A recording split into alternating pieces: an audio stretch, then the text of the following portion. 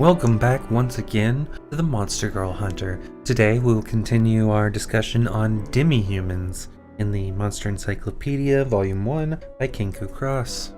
Ogres are next on our list. An ogre is a legendary monster usually depicted as a large, hideous, man-like being that eats ordinary human beings, especially infants and children. Ogres frequently featured in mythology, folklore, and fiction throughout the world. They appear in many classic works of literature and are most often associated in fairy tales and legends with a taste for infants. In mythology, ogres are depicted as inhumanly large, tall, and having disproportionately large heads, abundant hair, unusually colored skin, a voracious appetite, strong body. Ogres are closely linked to giants and with human cannibals in mythology. In both folklore and fiction, giants are often given ogreish traits, such as in the giants Jack and the Beanstalk, Jack the Giant Killer, the Giant Despair in The Pilgrim's Progress, and Yule Tara of Norse mythology,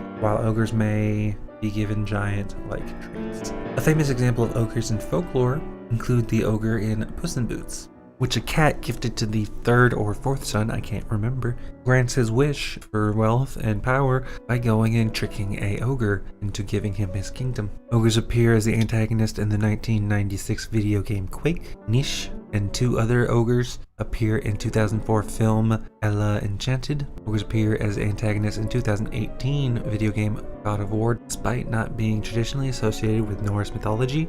Ogres exist as a major faction in Warhammer 40k.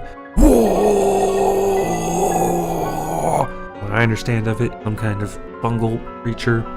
Shrek is the protagonist of the Shrek movie series. Shrek is engaged in typical ogre behavior like washing in mud, eating insects, otherwise isn't monstrous. He only feigns nastiness and claims to eat people as a way to deter trespassers in his swamp. An ogre named Mugareth is the main antagonist in the Spiderwick Chronicles. Within the shape-shifting ability from Puss in Boots story is shared with all ogres. From Shin Megami Tensei, a monster of European lore, it is a massive, degenerate humanoid with a taste for human flesh. Despite this, however, it is very stupid, allowing many to trick it. From Kenku Cross's, ogres are violent and dangerous monsters, green skin and horns protruding from their foreheads. Ogres act as they appear, wild and combative. They wander through mountains, caves, and all manner of untamed lands in search of men. They are also common sight on battlefields, wreaking havoc with their superior strength, and are known to carry off downed men. Ogres think only of raping human men.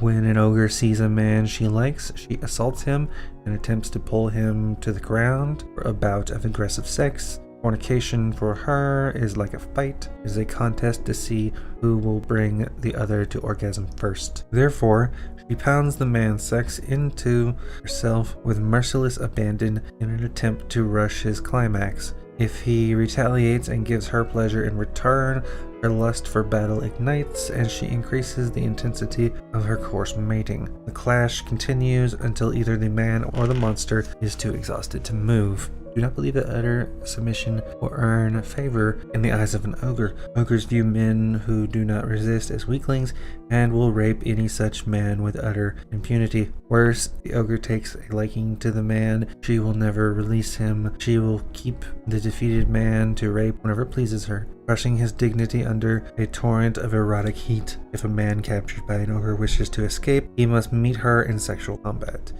The only way out is to ravage her to exhaustion so that she is unable to move. Once this is accomplished, he must flee immediately. He hesitates. He will soon discover how quickly the ogre's power can flare as she flattens him once more and challenges him to a rematch. If the ogre is defeated, it is expected that the experience will render her a prisoner to the pleasure of the man, and she will burn with unprecedented love and lust. Copulating with her will therefore transcend the intensity of any sex the human has ever had before.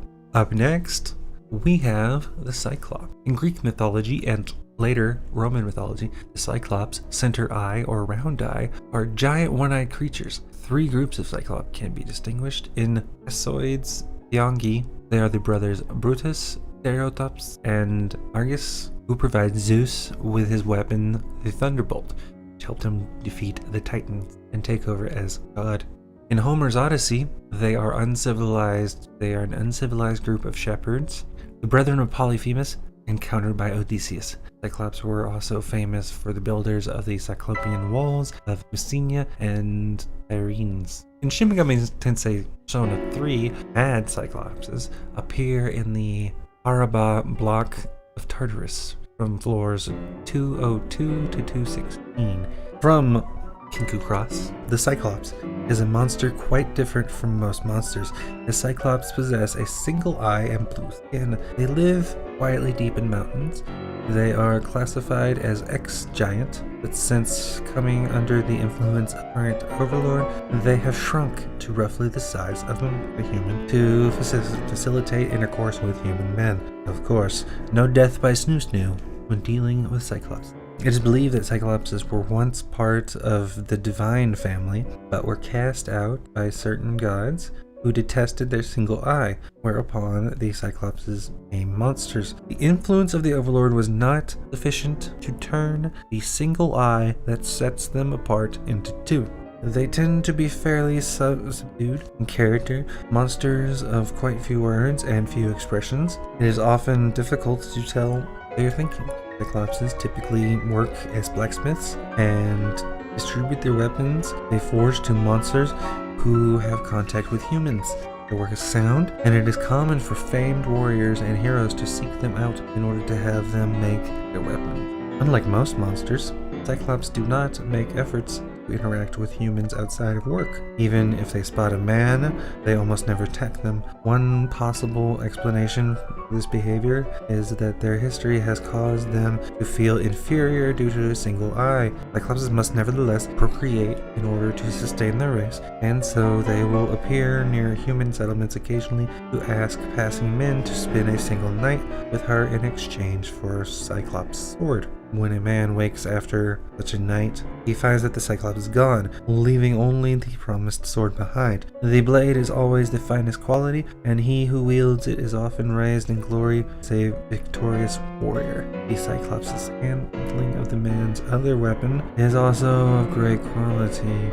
In many cases, the hero is enchanted by the finely honed technique and royal dedication she bestows upon him, and after his acts of valor will quickly disappear from public view. It is suspected that such men live happily deep in the mountains with. Up next, we have the Nereid. In Greek mythology, the Nereids are sea nymphs, female spirits of waters. The 50 daughters of Nereus and Doris, sisters to their brother Nereids.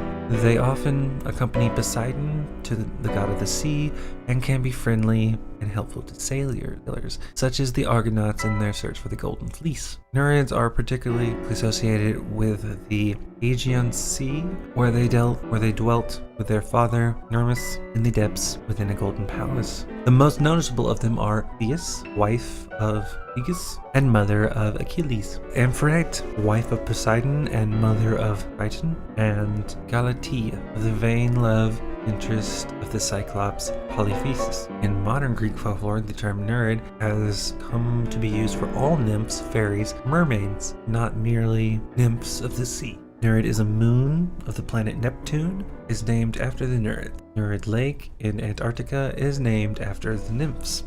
There is no Shin Megami Tensei version of this, but there is a Kinku Cross one. The Nereid is an aquatic monster known as the Daughter of the Sea. Nereids are members of the succubus family that live in and love the ocean. Human women drowning in the sea become Nereids when the sea drifting mana of Poseidon violates them. In ordinary circumstances, Nereids are free and easy, peaceful as calm water. Nevertheless, they are monsters of the succubus family. Accordingly, they gorge themselves on pleasure when they couple with men. Their congress as turbulent as raisins. When a human woman transforms into a Nereid, the mana of Poseidon ravages her body with waves of intense bliss, washing away the resistance resistance and control she had as a human and filled her with a sense of freedom and happiness she has never before known. Now a monster body and soul, becomes to consider life in the ocean better than anything she had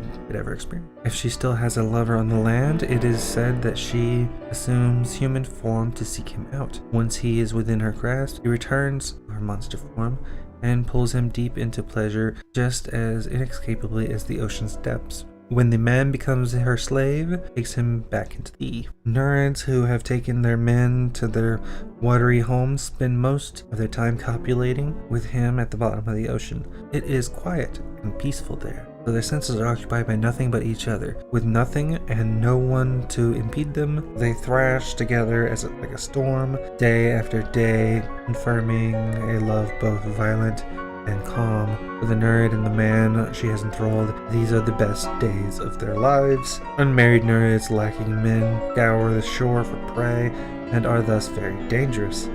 They often drag men they fancy into the sea. They also drag women down to turn them into Nereids and share the freedom and happiness they have attained. Thank you very much for joining me. Be sure to like and subscribe and tell all your fellow monster girl hunters about these videos. Please stay tuned, there is at least one more, possibly two, of these demi-human videos to come.